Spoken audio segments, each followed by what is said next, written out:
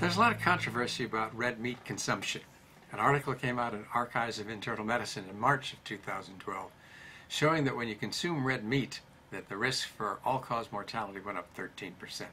And if you had regular processed meat, it went up 20%. That's a very interesting perspective because there's a lot of history about meat, and it depends on what your meat is like. I think that was not looked at in this particular study that was done at the Harvard School of Public Health on 83,000 women over 28 years on a questionnaire. Because if you're eating meat that has hormones, antibiotics, and pesticides, and it's corn-fed and it's not natural, you'd have a reason to think that perhaps that wouldn't be healthy for you. But if you talk to the Weston Price people, and they're talking about wild game, or meat that is raised in a healthy way and fed an appropriate kind of diet without putting toxic things into it, the whole story might be different, and we don't have that study. They found in this study at Harvard also, when they looked at cardiovascular mortality, that the risk for dying went up 18% if you just consumed about 4 ounces of meat a day, and about 20% if you had meat that was processed meat. Then they looked at cancer and found there was also an increase in mortality of 10% if you had just 4 ounces a day of meat, and if you had processed meat, your risk for cancer went up 16%. Some of the factors that might be of importance here are the fact that there's a lot of iron in meat because of the blood that's there.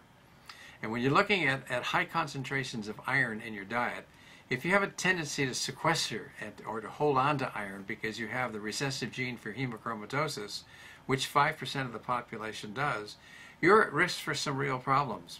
Because what will happen is cancers will tend to grow faster because they depend on iron, and we'll also have problems with premature aging because of the free radical damage that occurs when iron and oxygen meet together. The other thing is there's a lot of saturated fat, and while saturated fat in itself is not bad, it's the carrier of the hormones, antibiotics, and pesticides that are fat soluble.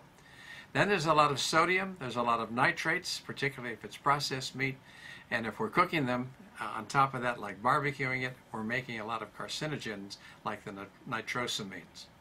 The study went on further to show that if we replaced meat with fish, all-cause mortality went down 7%, with poultry 14%, nuts 19%, legumes 10%, and whole grains 14%.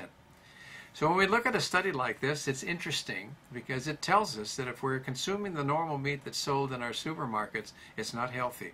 A lot of us knew that already and didn't need a study for this, but it's good that we see that there's a study that shows us that. But the question about whether or not we have good health or bad health if we eat red meat that's wild game, that's not processed, that's not hasn't been polluted in some way, then perhaps we need another study to look at that.